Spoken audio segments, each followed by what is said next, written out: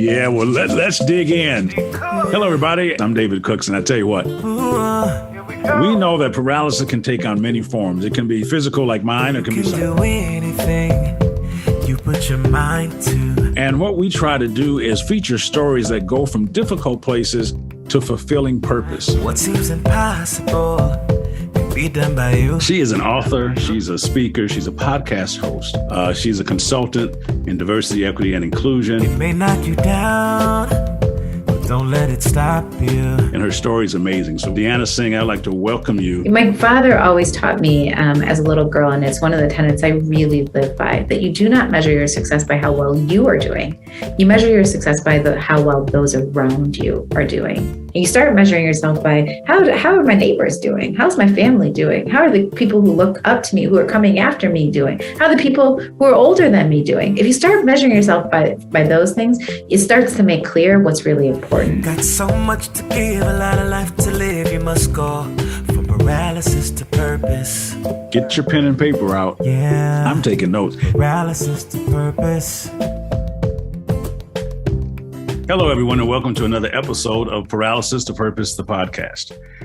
Before I go on, let me thank you, because I don't take your listening for granted. Let me thank you for downloading this podcast, subscribing to our newsletter, hitting that little notification button, and sharing this podcast with someone else. I love what I do, and I say it every episode. I get to sit down and interview some of the most intriguing and inspiring people on the globe. And today is no exception. I've been trying to run her down for a while, and she finally stopped, so I get a chance to talk to her. She is an author. She's a speaker. She's a podcast host. She's a consultant in diversity, equity, and inclusion. She's a mom, and she's just a person that is making change in the world. I first met her a few years ago. We were speaking at a diversity symposium, if I remember correctly. And that's when I didn't know who she was. And she had this book called Purposeful Hustle. And we exchanged books that day, and I read her book, and her story is amazing. So we're going to get started and just see where we go today. So without further ado, Deanna Singh, I'd like to welcome you to Paralysis to Purpose, the podcast. Well, thank you so much. Whenever I get to be in the same space as you, even if it's virtual, I get so excited and I feel so honored. So really happy to be able to spend some time with you.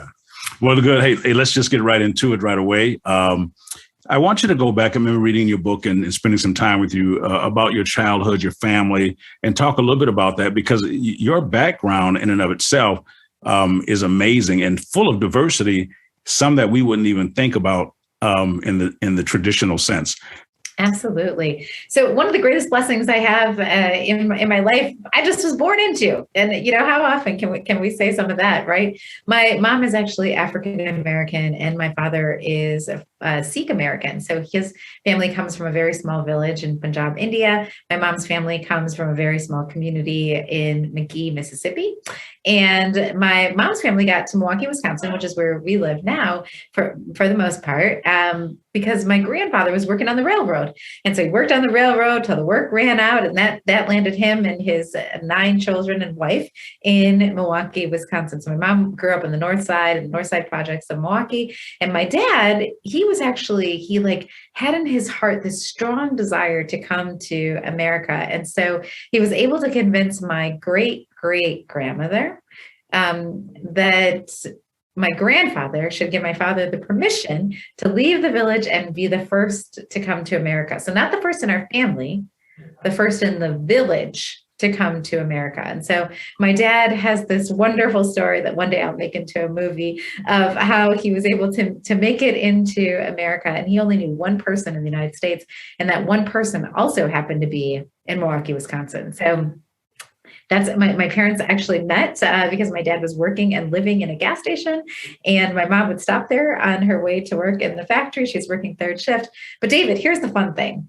My parents didn't speak the same language, didn't eat the same foods, came from different parts of the world, didn't have the same culture, didn't have the same religion. And after knowing each other for just 3 months, decided to get married. And so I came a year later and, and I really got to watch two people who on paper were so different. Like, how do you even, build a relationship with someone? You can't even speak the same language. Like, what does that look like? Right.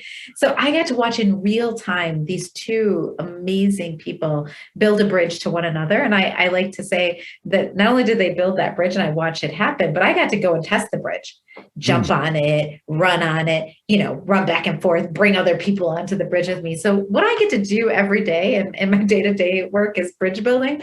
And I learned that. Right from birth, I've been doing that kind of work. And so just what a wonderful blessing to be able to be in a space where I saw what happens when you include people. When you include people, you create love. Wow. And that's powerful. And so you've had a literal lived experience that you can speak to. I just want to go back a little bit because this is an amazing story, and it's not by happenstance. I believe that it was divinely put together. Yes. Absolutely. For you. What was it like as a child? Were the difficulties that your family faced? Because it's one thing to talk about the where it is now and how it's okay. Were there struggles? Were there things that you guys had to deal with? You talked about your dad working at a gas station, and your mom's from where in Mississippi? Because my mom's from Forest, Mississippi, which is a very small community. So where's your mom from? McGee, Mississippi. Okay, because I'm going to ask my mom about that when I get off this podcast. Awesome. Ask her. She probably knows us too. We can play that game too. Yes. And it sounds like your parents had to deal with a lot of hurdles. Not necessarily that were all from the outside, but just in terms of their relationship. Can you talk a little bit about how you talk about the bridge? What were some of the keys to that bridge being built? Yeah. You know what? I could talk for probably 14 to 15 days nonstop, just about one story or one point or one challenge, right? Because there were so many. I mean, you think about this, right? My mom is coming from a place where her family, she had 9 people living in basically like a 2-bedroom spot in the projects, and what that means, right? And how a family, the challenges that poses in and of itself, physical challenges, like the limitations of that. And then how do you imagine something that's beyond that, which my grandparents clearly did and clearly instilled in their children, but how do you imagine, beyond that? What does that look like? And how do you structure your space around and kind of come up with those goals? I just think about my parents sometimes, and I'm like, wow, like my dad wanted to go to a whole other country. We didn't speak the same language. We didn't, right? Like they both in their own ways had to create something that wasn't part of the way that they were raised, right? It wasn't part of like what their experiences were. So they had to build something in what for them was kind of like an abyss, right? Like something that didn't, or maybe they saw it on TV or in a newspaper or something, but it wasn't their lived experience. So they had to build something outside of what they knew in their day to day. And that takes an incredible amount of imagination. It takes an incredible amount of resilience. It takes an incredible amount of dedication. And it also just takes an incredible amount of devotion, right? Like, and when I say devotion, it's not devotion to self, it's devotion to something that's bigger, right? Just imagine, right? The kinds of conversations that they had to have, not just only navigating within themselves, but also navigating and getting people in their spaces comfortable with the fact that they're making this decision. David, I want to share one story with you that I think is so telling. Go right ahead. So my grandmother, we called her Big Mama, smallest lady, right? Like she's barely 5 foot, like 100 and something pounds. I mean, just a little lady, but bigger personality than anybody you ever met in your whole life. You knew when Big Mama was in the room, and she just had presence. So when Big Mama passed away, it was really hard on us because she, had 9 children. She had raised almost entirely herself, and just not just only her children, but like everybody felt like they were one of Big Mama's kids. Like, so when Big Mama passed away, I was anticipating a big funeral, right? I was anticipating, a lot of people coming, and it surpassed even what I thought. But what was really fascinating to me was that at the funeral, there was this huge group of Indian people, right? This huge group of Sikh people in turbans and chunnis and everything. And yes, they had come to support my parents. They had come to support my mom, but they also came to show their respect for my grandmother, because here's the funny thing. Big Mama is an African-American woman. Her daughter, whom she loves and adores, right? Super close to, comes to her and says, I met this man 9 weeks ago. I think he asked me to marry him, and I'm going to go on down to the courthouse and get married. He wants your permission. But I think that's what he's saying, but I'm not 100% sure, nor can Big Mama understand exactly what my dad is asking for, but he is, right, asking for permission.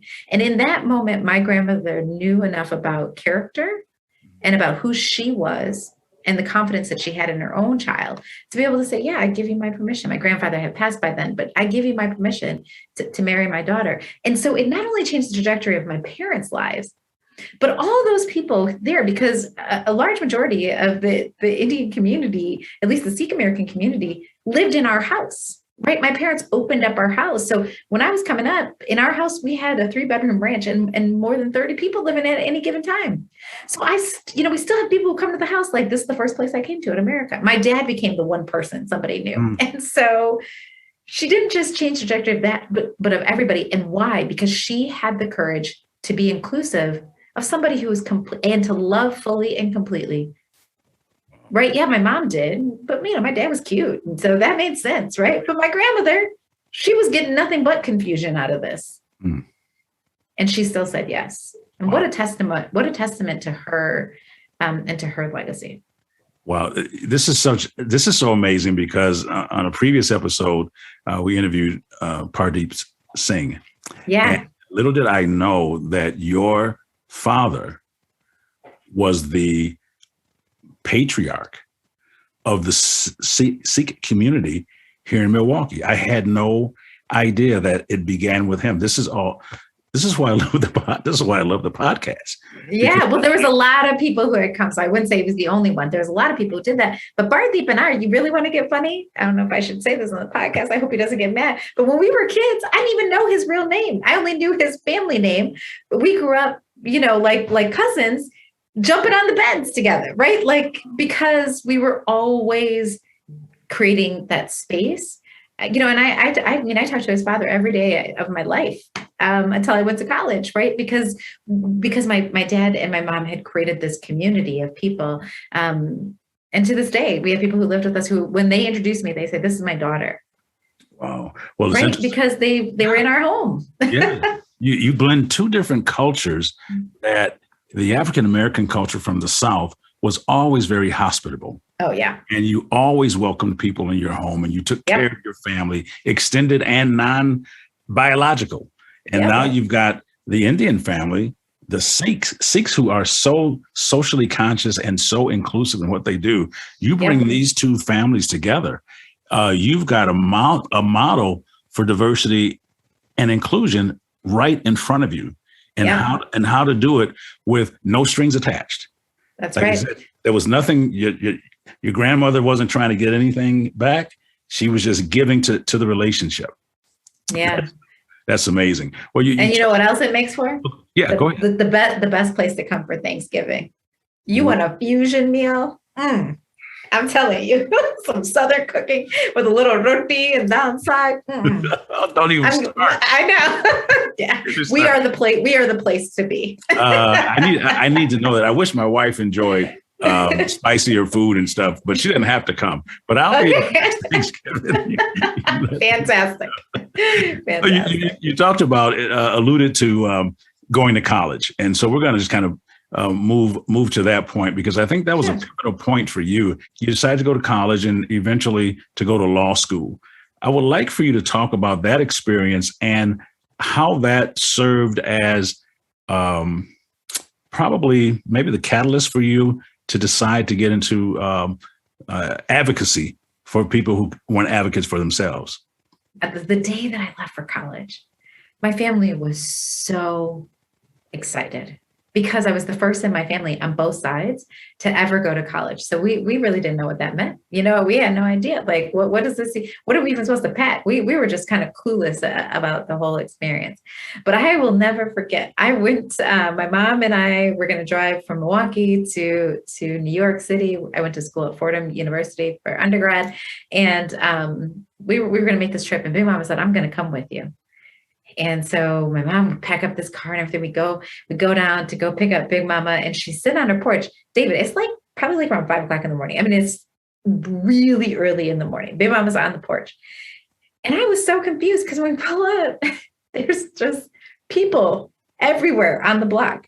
And I'm like, what is going on? Like, it looks like we're having a block party. Now, mind you, I spent so much time with Big Mama, right? I grew up on this block too. And so I knew everybody on the block, and I'm like, what's going on? And I look at Big Mama, she's just sitting on the porch, just like, right? Like, she's got this look like, yeah, I did this. It took me a couple of seconds to figure out what happened. Big Mama had woken up before 5 o'clock, had gone to all the houses on the block and said, you better come out and wish my grandbaby luck. She's going to college. And nobody said no to Big Mama, even if it was in the middle of the night, right? So everybody was out there in their curlers, their robes, flip-flops, their slippers, and the older women on the block had, made cakes for me and put them in boxes, and they gave me blankets, and it was awesome. It was this awesome moment. But I tell people that when we were driving away from Big Mama's house, one of the things that really hit me, and it was just, how you have those moments where you are like, you can't erase them. It plays back for me like a movie. I remember looking back at my aunties, my uncles, the kids I had grown up with, the people on the block, and realizing that, and looking at the two like most beautiful women in the world who were sitting in front of me in that van, thinking, there are people in this car who are smarter than me, right, on this block, who have worked harder than me, who have made more sacrifices than me, and they are not going to get to have this experience. And I remember thinking, yep, I might be the first, but I am not going to be the last. And that like moment of clarity, right? That moment of like, yeah, I worked hard, but it wasn't just on merit that I'm not a fool. It wasn't just on merit that I am getting to have this experience. So what am I going to do with this? And it just, for me, it fueled this idea of how do you multiply your blessings and your experiences and your opportunities? And it lit that fire, and I will die. I will die not trying to put it out. I will die continuing to ignite it. How do I do that? Wow. Many people don't understand the significance of being the first to do something in a family, in generations of family. Yeah. And sometimes we take for granted some of the privileges. It's a privilege to go to college. It's a privilege. It's not, it's not a given for anyone, but especially for someone who no one else in their family had been there. So you were the trailblazer for your family by going to college, but you had enough at a young age, enough of a mindset to want to pull some people with you and to make sure that you made someone else's life better. For me, that's the definition of servant leadership is the ability to make someone else's experience in life better than it was because you've been a part of it. When you got to college, that story is amazing about your grandmother waking people up in the neighborhood to make sure that you were sent off. That's who she was, And it leads to the conversation about the values that were instilled in you by people who some would frown upon because they were less educated or didn't get a chance to go, but they were full of wisdom and knowledge. Can you talk about why education is important, but why we need to find out what it is that people really are knowledgeable about and what they know and the wisdom that they have?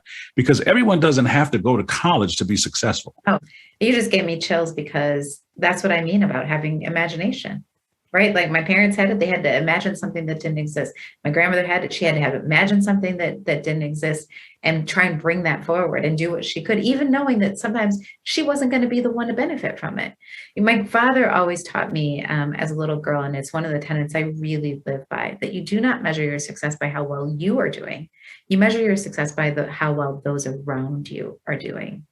And that was something that he really instilled in my mom, and my mom instilled that in me too. And I think that that has been one of the primary drivers. You start measuring yourself by how are my neighbors doing? How's my family doing? How are the people who look up to me, who are coming after me doing? How are the people who are older than me doing? If you start measuring yourself by those things, it starts to make clear what's really important. And so I think that was a clear distinguishing characteristics. I just wanted to acknowledge that about, and there's many values that they taught me. But going back to this idea of, school, and like, how does school and education, how do these components play into it?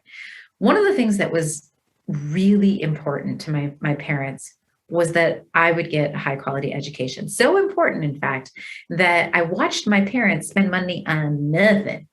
Just save up, buy a house, not have enough money to put furniture in it, but just buy a house so that I could be in a school that they thought would really set me up for success. So imagine that at 5 years old, seeing my parents sign a paper to buy a home, not because of the house, but because of what they thought it would mean for me, right? In 10, 11 years from then. That's a powerful thing to have ingrained in, and they bought the house on my birthday, David. So they weren't playing around. They really were intentional, right? About what they were doing and where they were putting their emphasis. And they always said, my mom in particular, she always said that they can't take your education away from you. So get everything you possibly can. And don't just get it for yourself, but get it because if you get it, you'll be able to serve better. And it was that second part of it that I think is what really made another really big difference for me, right? Like, it's not just about what can I acquire, it's about what can I acquire and then pass on. You can acquire something in every place that you go to. And so in the book, I talk even about how I've had amazing educational experiences. Are you kidding me? I had a wonderful undergrad experience. I got to go to law school. I went to business school. I've gotten a degree in every decade. So I believe in education. I am always going to try, my kids even asked me the other day, they're like, I just entered a new decade. And my kids asked me, they said, what is it going to be this one, right? Like, it's a running joke in my family that mommy's always going to be trying to, because I like learning. But I will tell you, and I say this in the book too, some of the most important learning that I did when I was in college wasn't in the classroom, right? Some of the most important learning that I learned was actually on the block, because I spent, if I wasn't in school, the rest of my time was in a neighborhood community service organization. And that's where I learned how to do the bachata. Yo hablo un poquito español porque I was around these wonderful, beautiful women who would let me stumble in my Spanish, right? I got to understand how you put together an organization and create one, because there was an executive director of a nonprofit organization that gave me like a tiny little office and let me build something that now is part of a network that's helped 100,000 people get out of poverty for good, right? Like but I learned those skills. Yeah, I learned a lot in school. Right. But I was able to implement and turn them into action in the neighborhood. And so you don't need a degree. There's no title. There's nobody who comes around with a magical wand that says, boop, you get to make a difference in the life of somebody else. No, we are born with that opportunity. That's not the question. The question is, do you use it? Wow. Before we take a quick break, I want to ask you about the sacrifice of purpose, because you talked about it, and we won't have time today to get into your pedigree, but it is top notch. But you made some conscious, intentional decisions to pursue an avenue that would not be as financially lucrative as some of the avenues you could have taken. Can you just for a moment, before we take a quick break, talk about the sacrifice that goes with being intentional about purpose? Yeah, here's the thing. And I wish I could say that I was like smart or something like this happened, but I don't know what it is. I honestly, I have some theories on how this happened, but at a very, very young age, like when I had that moment in the car, it was an affirmation for me of something that had been growing for a long time. And that was the fact that the only thing I wanted to be beholden to was the purpose I thought that was put on my life. And that was going to be the thing that would really direct me. And so there were places where I was tempted, right? There was a beautiful title. There was zeros I never had seen before. There was geographic locations. There was prestige. There was whatever that was put in front of me. But I couldn't do it. I could never do it unless it was lined up with the purpose. And I tried. It's not that I didn't try. Oh, I don't want to create a false picture here, right? Like I definitely was like, well, what about for just a little minute here, if I could just, for a second, kind of get this check and do this. I tried, but it never settled in my heart. And at the end of the day, you get paid in a lot of different ways, right? You get paid in prestige. You can get paid in money. You can get paid in clout. You can get paid in title. You can get paid in a lot of different things. But there is nothing to me that is more exhilarating. There's nothing to me that has more power than being able to be a part of watching somebody else thrive. That is the payment that never stops giving. And you can't do that if you're not aligned with your purpose. You just cannot do that, and you can't do that well. And I feel like, I mean, I guess you could call them sacrifices, but I didn't feel like I was sacrificing anything. Exactly. Now, you didn't feel it was a sacrifice. Yeah. But because and when I talk about sacrifice, I believe that you can measure the significance of where you're headed by what you're willing to leave behind. Yeah. And you were willing to forgo a future that had bright lights and big cars in it, which meant that you were willing to pay that large of a price to do what you thought you were put on earth to do and follow your purpose. And so, for people that follow their purpose and when they find it, it does not seem like a sacrifice because it's the thing it's the right thing for you to do. Yeah. I think it would have cost me more. Yeah. I think it would have cost me more to go the other direction. I think I would have lost more. I think I would have hurt more. I think it would have cost me more. When I left corporate America to pursue what I thought I was supposed to do, a 70% pay cut didn't mean a thing to me because I needed to do what I was going to be happy doing and be most fulfilled doing. And money will find you. I want our listeners to know that right now, that you don't have to pursue the money. The money will pursue you when you find your purpose. So this is a great place to take a quick break. When we come back, what I want to talk about is diversity and inclusion and some of the work you do there, and also about some of your children's books and the thought process behind that. So we'll be right back with Deanna on Paralysis to Purpose, the podcast. We'll return to David's conversation with Deanna Singh in part 2 of today's podcast in just a minute. Getting Undressed is David's book about his own journey from paralysis to purpose, and it's now available as an audiobook. Here's a sample from Chapter 7, in which David recalls returning to the game of basketball for the first time since becoming a wheelchair user. Wheelchair basketball already had a proud tradition at the University of Wisconsin-Whitewater when he joined the team as a rookie his freshman year. As David persisted through the challenges of learning new skills and getting back into shape, he began to earn his teammates' respect on the court. And during one particular road trip, their camaraderie deepened off the court as well. We arrived at our hotel in Cedar Falls, only to discover that the room I was to share with Ricky wasn't wheelchair accessible. Narrow doorways, furniture that made it difficult to get around, and the worst, no bathroom access. We went back downstairs to the lobby to request another room, but there weren't any other vacancies in the hotel. Man, what are we going to do? I asked Ricky. I started panicking, but Ricky started laughing, which didn't curtail my anxiety very much. Relax, Rook. It's going to be fine, he said. Let's just see if we can get a couple of other chairs from the rooms of our teammates. We're going to build a bridge. Build a bridge, I thought? With chairs? He must have left his mind at the Wisconsin-Iowa border.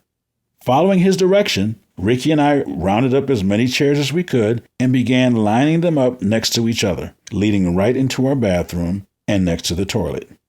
It was brilliant. I never would have thought of that. When my wheelchair wouldn't fit through the hotel bathroom door, I only saw a problem, not a solution. I had temporarily stopped, remaining steadfast in my problem instead of devising out-of-the-box solutions. I was a rook in more ways than one. I quickly learned to lean on my teammates on and off the court, as many of them had a lot more experience with life in a wheelchair than I did. My first road trip was a success. We won our games. I scored my first collegiate points, and I was part of building a bridge. That's David Cooks narrating his book, Getting Undressed, From Paralysis to Purpose. It's now available to purchase wherever audiobooks are sold. Now let's get back to today's episode of the podcast with David and his guest, Deanna Singh. Welcome back to Paralysis to Purpose, the podcast with our guest, Deanna Singh.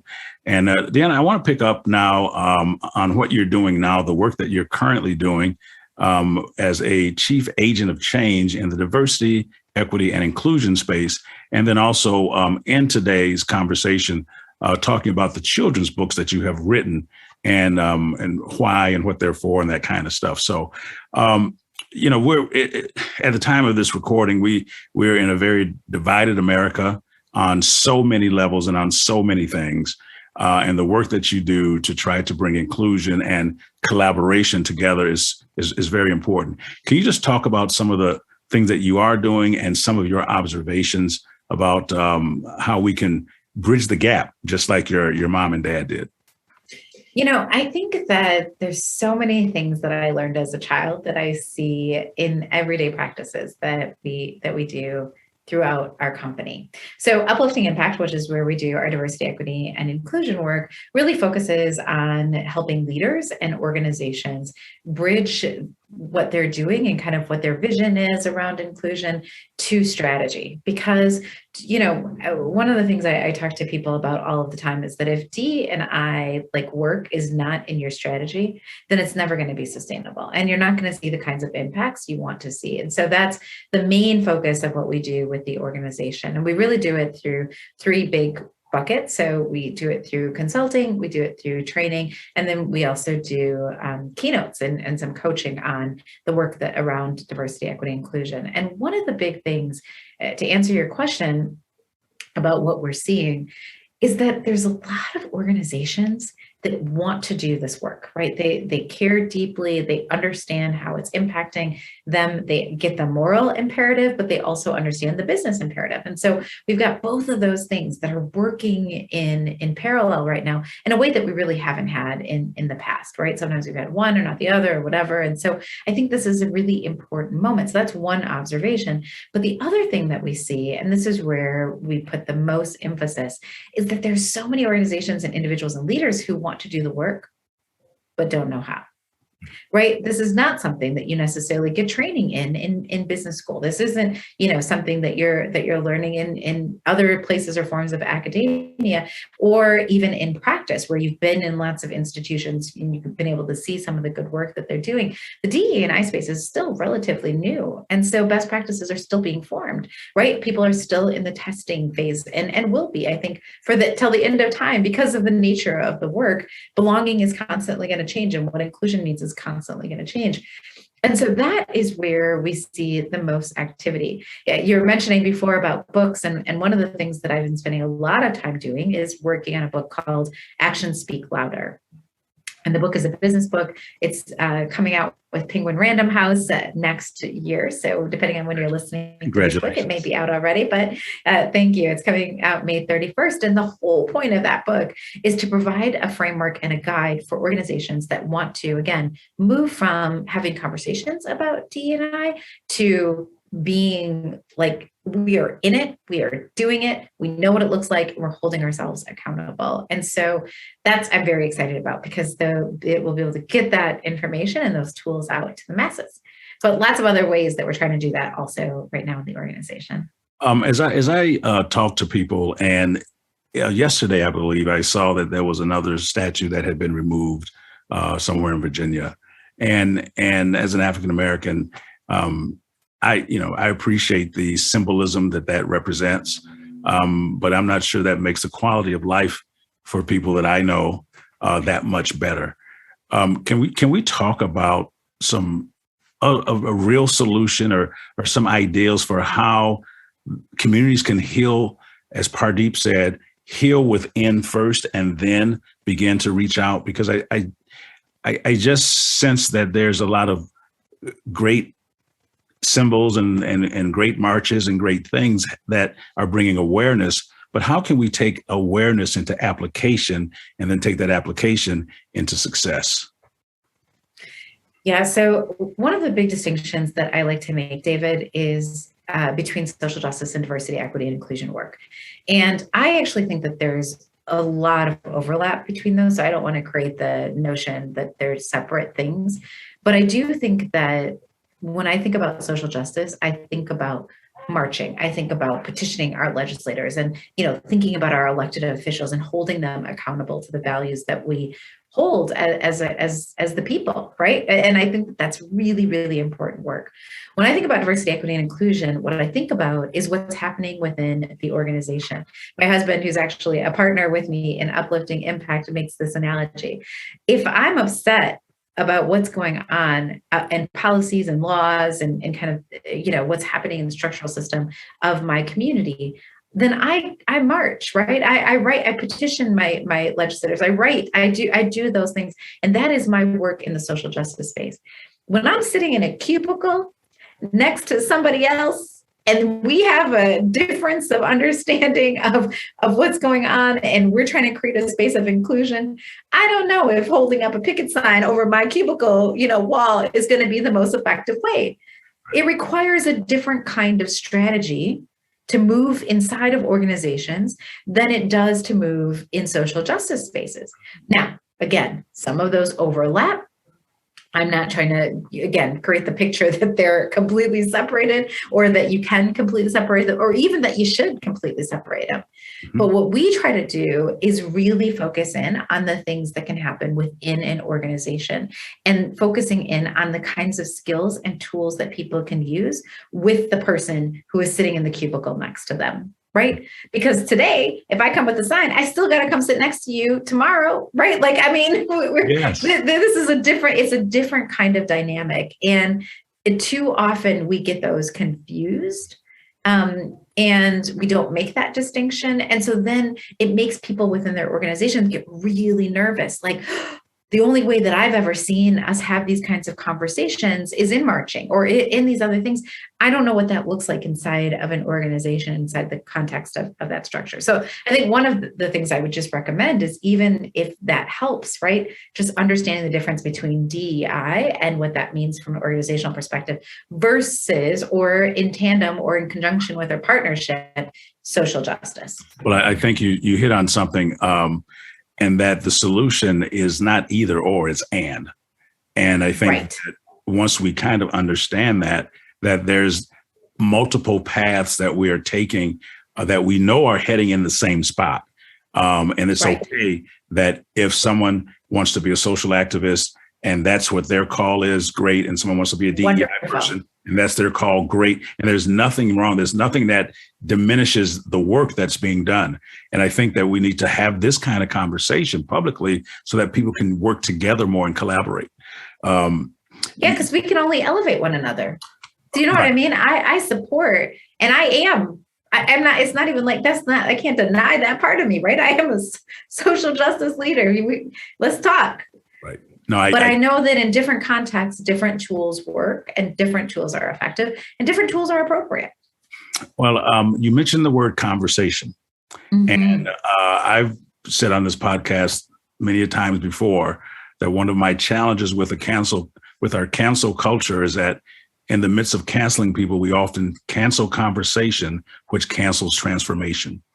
And I want to talk a little bit about how we can move past, how do we create an inclusive environment where you give people an opportunity to grow? I think sometimes once we cut people off, they can stop growing then. And I don't know how successful that is. Look, I've experienced discrimination and all of that. So let's just be clear about that.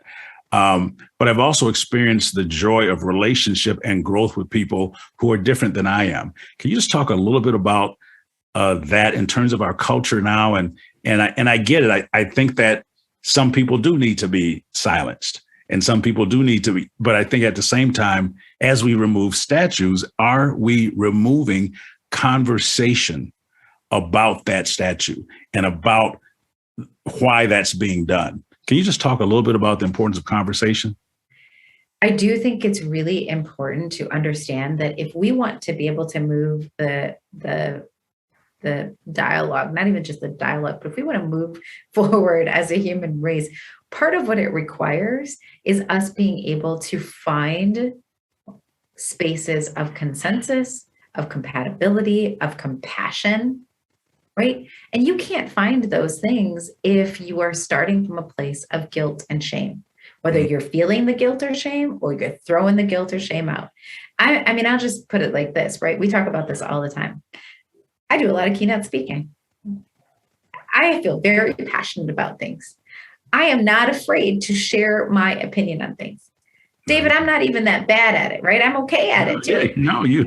And I have never, in my experience, been able to get on a stage, put together the perfect mix, the remix, if you will, of the right words that I can just say to somebody that I don't know. And all of a sudden they're like, oh, you're right. I totally, right? Like, that's not how it works. No, it doesn't. The way that transformation works is, like you said, by having conversation, by building relationships, by building trust, by being able to bring people into your story. There are a lot of people, and I'll give a real pertinent example. There are a lot of people, and in my life, right, where there's been moments where I walk into a room. Now I am a tiny, woman. I got big hair. A lot of people can't place like my ethnicity right away, and so I get all kinds of different responses when I walk into a room. And until recently, I also used to be the youngest, right, walking into the room too. So I just had all these. I could just see all these things. And one of the things that I realized really, really quickly was the minute that I was able to create some kind of connection between the other person, whatever it was that they were holding, whether it was positive or whether it was negative, because sometimes we have preconceived notions that are positive. It's not always negative.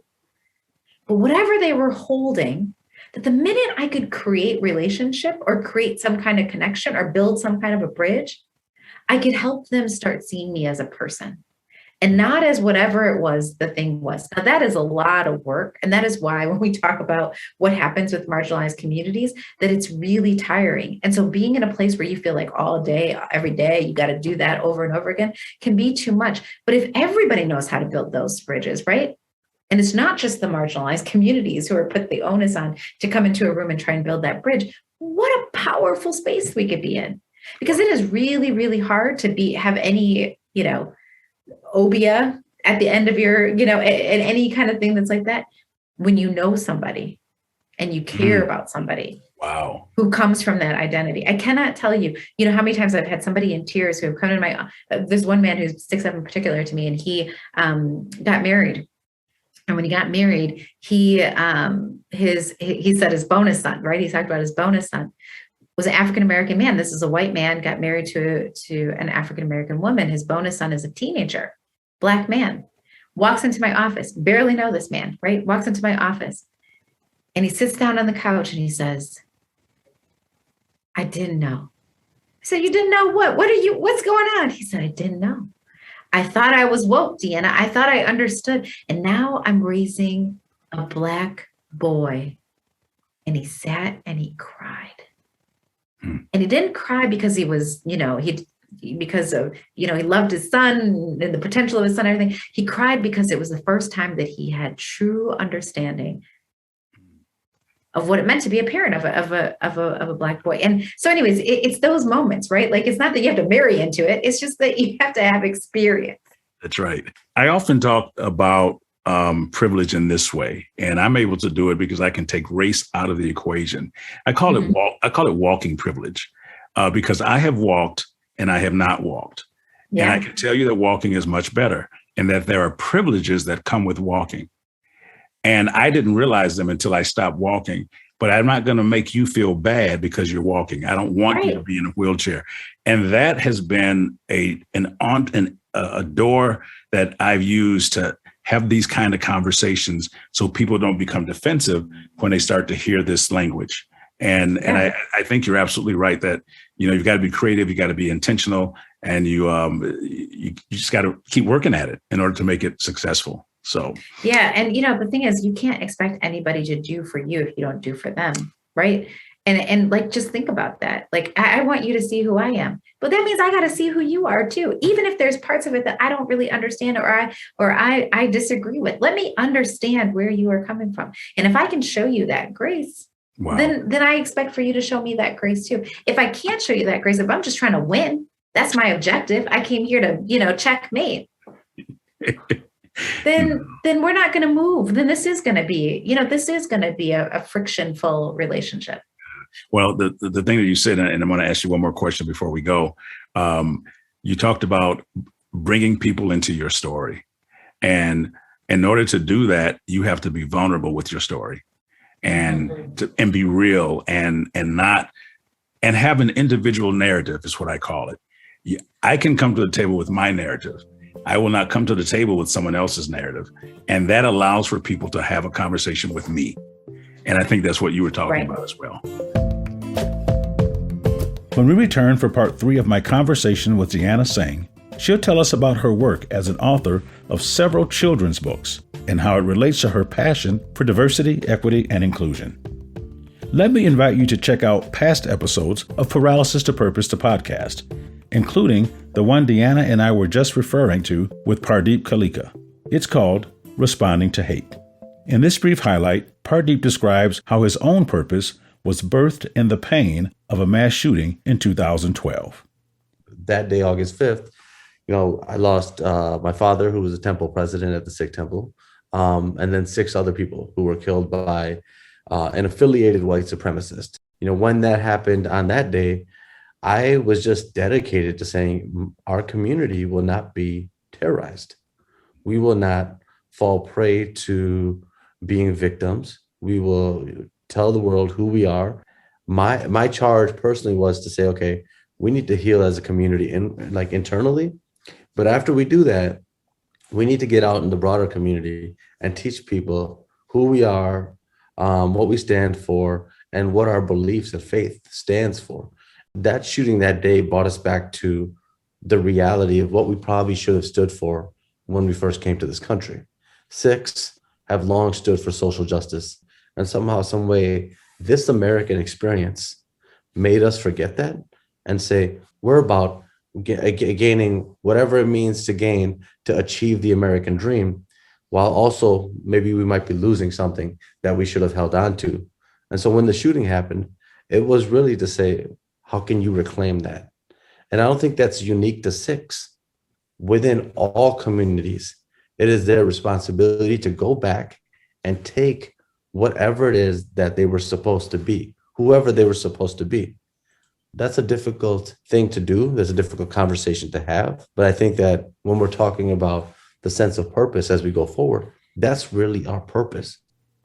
That's Pardeep Kalika from the first of 2 season 1 episodes, which I hope you'll listen to when you have a chance. It's entitled Responding to Hate, Sikh Meets Ex-Skinhead. Now, to wrap up my conversation with Deanna Singh, let's return for part 3 of I Build Bridges, Purposeful Hustle. But you wrote some children's books. I Am a Boy of Color, I'm a Girl of Color, Cloth Clown, and Salah. How do you say it? Selah? Selah's Selah, Bridge. like in the Bible, Selah's Bridge. Yeah. Can you just talk a little bit about why you wrote those and what you were trying to accomplish? Because you cover the full spectrum of humanity with the work that you do, because you start with children and you get all the way up to corporations, and in between there are people with there. Can you just kind of talk about why you did that and the impact that you have found that has had? Absolutely. So first of all, I have to make one correction, David. I didn't write Selah's Bridge. My 9 and 12-year-olds wrote Selah's Bridge. So that is their book. And the children's book imprint that we put those books out with is called Story to Tell Books. And my children are actually the chairman of that organization. So what we do is You just stop for a minute there, because you said that, and I think that's significant. You said your children run that organization. And yes. When you talk about bringing someone along or passing the baton, the Bible says a wise person leaves an inheritance for their children's children, and you are already positioning your children for success. So kudos to you. Just now go ahead and finish your story. Well, thank you. I appreciate it. It is one fun thing to have my children as my bosses. So yes, in more ways than one. But they run that. And really that comes back to how I define my purpose. I think my purpose is to shift power to marginalized communities. And one, unfortunately, big marginalized community we have in our world are children. And I wrote those children's books because I was just so frustrated by the lack of diversity that was represented in children's literature. And in particular, children's literature that really lifted up our children, right? So I always say that right now, children's, if you look at children's across the United States, at least, our children of color make up more than 50% of our school-age children. They're represented in less than 14% of books. If you got even more, detailed about this, and you took out books about Rosa Parks and Martin Luther King and drugs, where do you think the number would be? Oh, wow. Right. So these hero stories and these tragedies, and where are the stories about our kids in their everyday lives? And what happens is that when you ask an early education teacher, how do you get a kid excited about reading, excited about education? We talked about the importance of education, excited about learning. Number one thing, help them find themselves in a book. So what are we telling to our kids when they they literally don't have the tools? So I started writing the books because I was mad. I was frustrated. I wanted to be part of the solution. I had written a letter to my own children, and I thought, this is how I feel about all the kids I have the pleasure of being able to meet. So why not write this to them? So the books are really, the first two, I'm a Boy of Color and I'm a Girl, are really, books of affirmations and some of the things that I say to my kids and say to the kids that I get in contact with to get them in the practice of saying the things about themselves. And so that was the intention there.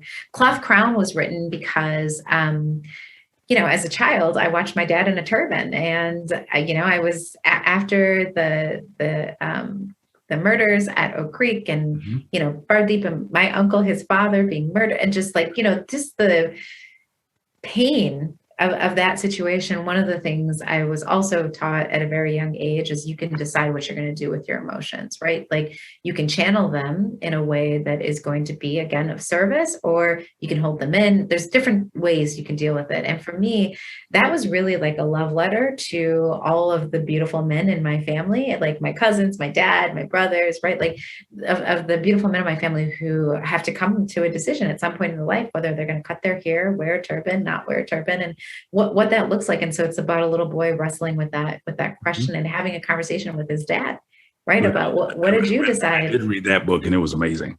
Yes, just beautiful, right? Like, and that's a real story that I saw happen over and over again. And I felt like somebody needed to see that story and what that looked like. So that's that one. And then the third one is all about, and then the book that the kids wrote, A Sailor's Bridge, is all about creating a bridge between two different communities. And it's a novel. It's super cute. They didn't let me do anything with it except read it right before it went to publication. So literally, like, pretty awesome to see them put out their own thoughts into the world. And that really came from them wanting to express how they felt about immigration. So you don't see it. It's in the subcontext of the book, but they wanted to create a vein for them to talk about their own kind of reconciling some of their own feelings. So super fun. And then the last book, David, you might not even know, but I wrote a book for American Girl. So I wrote a book called Race and Inclusion for American Girl. So the Mattel brand, and that came out just this summer. So really, really excited about that also. Well, so, yeah. The bell's ringing. I know she's got to go. Let me just ask you really quickly. There are three things we focus on the podcast as we go from paralysis to purpose. And you've talked about them some. There are three words. One is perspective. The second is perseverance. And the third is partnerships.